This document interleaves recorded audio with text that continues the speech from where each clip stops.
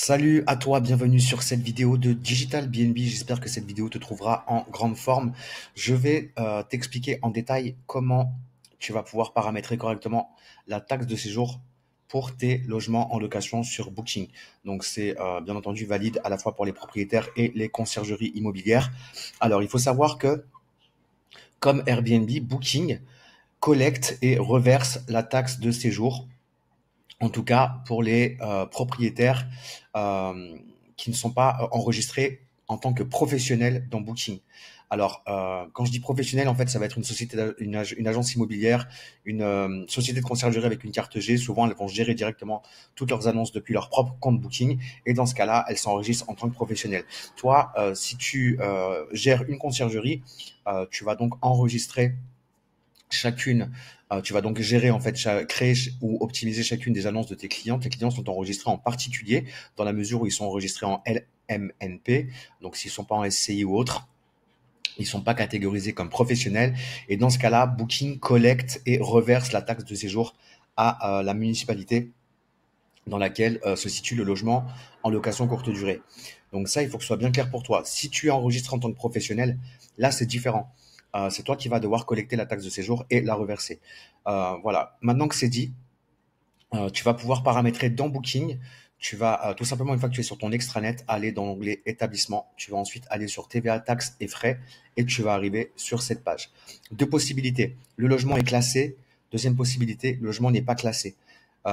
C'est ce qui va faire que le montant de la taxe de séjour n'est pas le même en fait. C'est-à-dire qu'en fonction du fait si ton logement est classé ou pas, la taxe de séjour, le montant de la taxe de séjour n'est pas le même.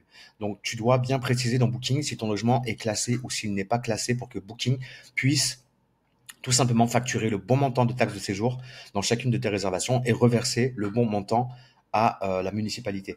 Tu vas pouvoir cliquer ici pour modifier vos préférences relatives à la taxe de séjour. Tu vas arriver sur cette page.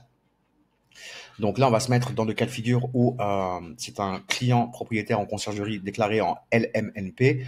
Donc pas de euh, il est pas enregistré en tant que professionnel au registre du commerce et des sociétés. Donc non, pas de numéro de TVA et les revenus ne sont pas déclarés en tant que professionnel pour les impôts directs. Donc non, non, non. Et c'est ici que tu vas pouvoir sélectionner si ton logement est classé ou s'il ne l'est pas. S'il n'est pas classé, tu vas le sélectionner ici, hébergement en attente de classement ou sans classement.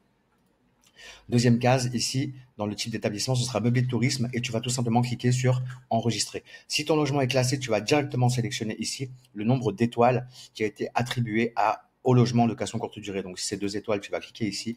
Tu restes bien entendu également sur meublé de tourisme si c'est un logement en location courte durée, tout simplement. Et tu vas cliquer sur enregistrer. Voilà, c'est bien de maîtriser ça pour que, encore une fois, Booking puisse collecter le bon montant de la taxe de séjour et reverser le bon montant à ta mairie, tout simplement. Voilà, j'espère que cette vidéo est claire. N'hésite pas à t'abonner à la chaîne, n'hésite pas à partager dans la partie commentaires si tu as des questions.